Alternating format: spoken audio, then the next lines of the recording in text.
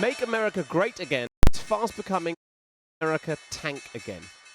Stocks are tumbling. Yesterday, US stocks lost $3 trillion in value. Today, they slumped on the open after China announced retaliatory tariffs of 34% on all US goods.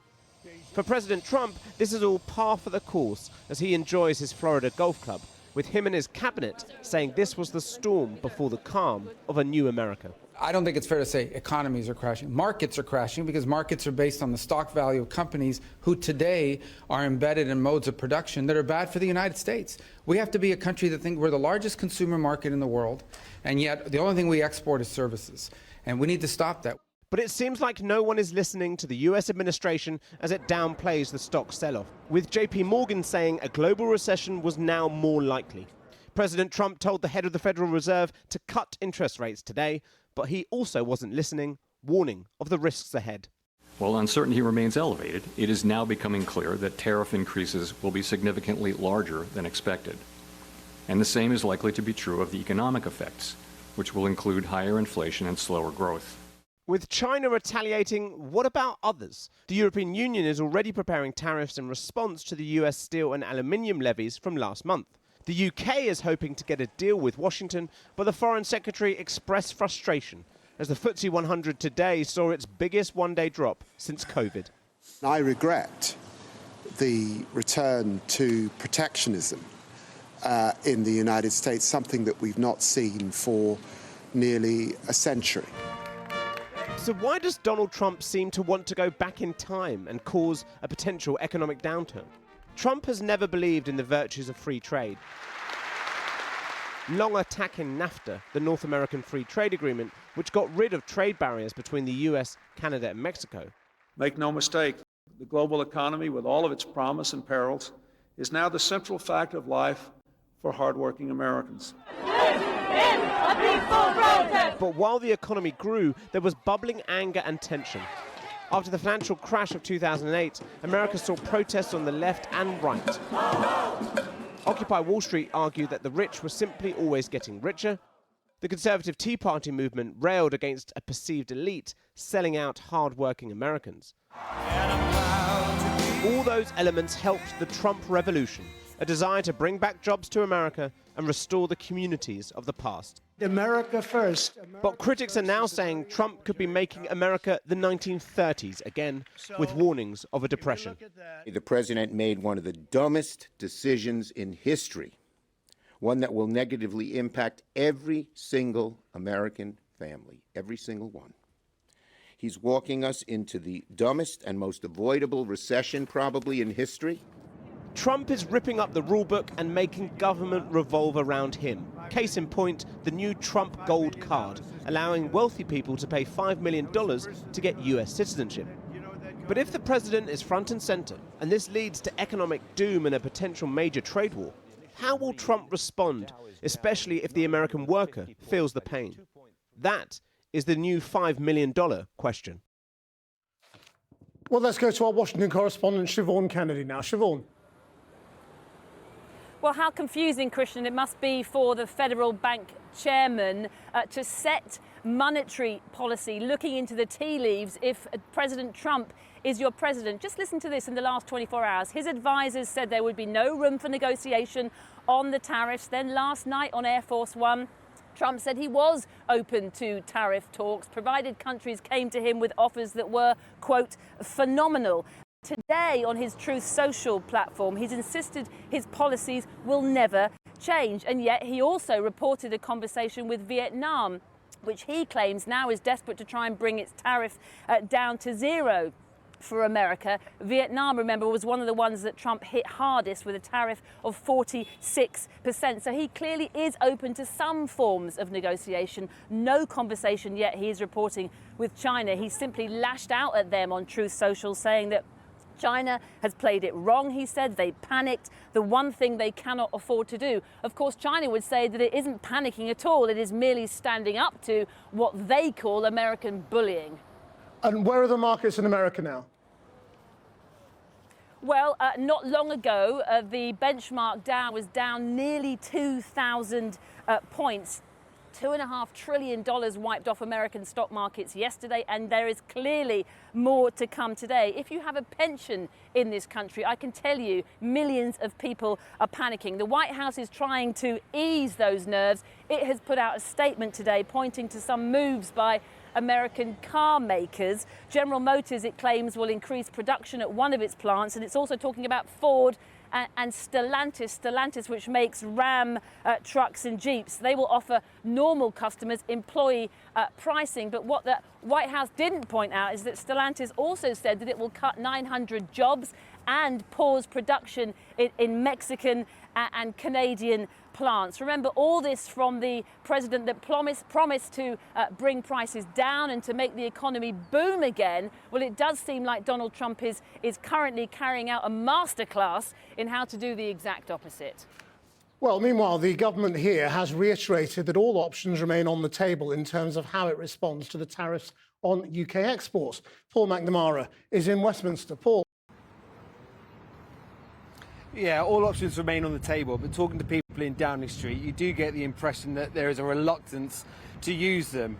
In the last hour, we've been told that Keir Starmer has had calls with the Prime Ministers of Australia and Italy. There's a line in the readout that feels like a shot across America's bow. It said, "It has been clear for a long time that like-minded countries must maintain strong relationships." But ultimately, you get the Prime Minister's view. It says the Prime Minister has been clear that the UK's response will be guided by national interest and that we will calmly continue with our preparatory work rather than rush to retaliate. I'm told there's going to be a flurry of similar calls over the weekend to EU and Commonwealth leaders, all maintaining that same sort of tone. You get a sense, though, of how President Trump feels about all this. He was asked on Air Force One overnight about the UK's deal to hand over the Chagos Islands back to Mauritius. He jumped straight back to tariff talk and reminded everyone that compared to everyone else, the UK didn't get a bad deal. Talking to the Prime Minister about it, and we'll see how that turns out. We have a very good dialogue going. And I think he was very happy about how we treated them on tariffs. There is one other line that's raising eyebrows in Westminster this evening. It's been said a couple of times in the past. It was reiterated in the readout to those calls to Prime Ministers. It's, quote, "The global economic landscape has shifted this week." A couple of MPs openly pondering to me this evening, is this the messaging? Is this the line that the Chancellor may use when she introduces, if she introduces, or to introduce taxes in the autumn? Paul McNamara. Well, we're joined now from Italy by the Chief Economic Advisor at Allianz, President of Cambridge, Mohamed El-Erian. In France, the Financial Times columnist and Provost of King's College, Cambridge, Gillian Tett. Mohamed, first of all, I mean, how bad is it in terms of the market reaction, and how rational is that reaction in terms of telling us how bad things are for the world economy? So the market reaction is pretty bad. You've wiped out $4 trillion of shareholder value, and it's rational. What the market is doing, and this is the stock market, the oil market, the commodities market, the bond market, across the board, what these markets are telling you is that the prospects for global growth have deteriorated, that we're looking at the possibility now of the US going into recession, and what happens in the US doesn't stay in the US, so that can drag other countries down as well. Gillian, Donald Trump wants interest rates cut. The US Federal Reserve Chair is suggesting that's not going to happen. That's quite a standoff, isn't it, between the government and the boss of the central bank? It's a very nasty standoff indeed, because if you pass what Chairman Powell has said, he's looking to basically a world with higher inflation than he expected, slower growth, and that adds up to what might be called the S word. Not a four-letter S word, which many people might feel right now when they look at the markets, but rather stagflation. And that's a curse that has cropped up before in history. Once stagflation sets in the sense of high inflation, low growth, it creates an absolutely horrific nightmare for central banks, because on the one hand, you want to cut rates to boost growth. but you also want to raise rates to actually control inflation. And one of the many big issues that investors are worrying about right now is whether the next shoe to drop will be Trump essentially trying to control of the Federal Reserve, or bullying Chairman Powell into doing his bidding, or simply firing him in some way. And if that happens, that will show that he's not simply trying to take control of trade policy and economic policy, but monetary policy too. And that could have very big consequences in terms of what it means for inflationary risks going forward. Well, Mohammed, I mean, the president also posted on his social media today a video suggesting that he was doing all of this on purpose and that he's deliberately trying to tank the markets in order to force an interest rate cut in order to somehow save America billions in interest payments. I mean, does that make sense? The narrative evolves. Every day, the narrative evolves to fit the facts.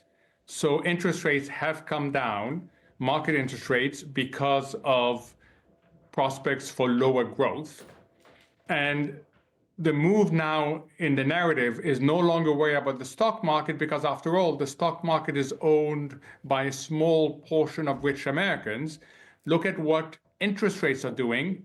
They are declining, which means lower mortgage rates, which means lower student loan rates, which means lower car loan rates. And now the president is saying that this is success. However, this is happening because job insecurity is going up, income insecurity is going up. So I think there's a limit to how much credit you can get for a recessionary risk-induced fall in interest rates. Gillian, how are businesses and governments supposed to respond when what they desperately need is stability and rules that they understand, and this is an administration that's making it up as it goes along, it seems? Well, in the short term, pray, because right now it's so uncertain, it's almost impossible to predict what's going to happen in the next 6 hours, never mind 6 weeks or 6 months. You know, it's possible that Donald Trump faces a massive voter revolt in America, which stops him from doing what he's doing.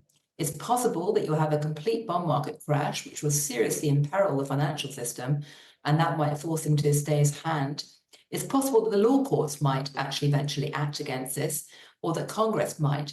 But if none of that happens, it's also possible that he's absolutely determined to keep pressing ahead on this course that he and his advisors have set out on. And one of the key things to understand that's different about Trump 2.0 in the second term rather than the first term is that in the first term, he had never been in government before, and he was surrounded by people who had been in government and who were able to rein him in because they knew more about how government operated. This time round, he's come in, he spent 2 or 3 years thinking hard about how he can actually implement and execute his ideas. And he's surrounded himself with people who have no experience, for the most part, of actually being in government. So he knows more than them. And he's extremely convinced, according to people I've spoken who are part of his team, he's extremely convinced that he knows what to do now, he knows how to execute it, and he will keep charting his course almost in spite of anything. So for businesses trying to work out what's going to happen next, it's a very, very wide range of possibilities. As ever, all you can do is just try and hedge, keep pressing ahead and with as much optimism as you can, and hope for more clarity going forward. But do remember that S word, stagflation, because that absolutely is probably where we're heading towards. And you can go back in history and see what happened before in earlier periods of stagflation. Gillian Tett, Mohammed El-Erian, thank you both very much.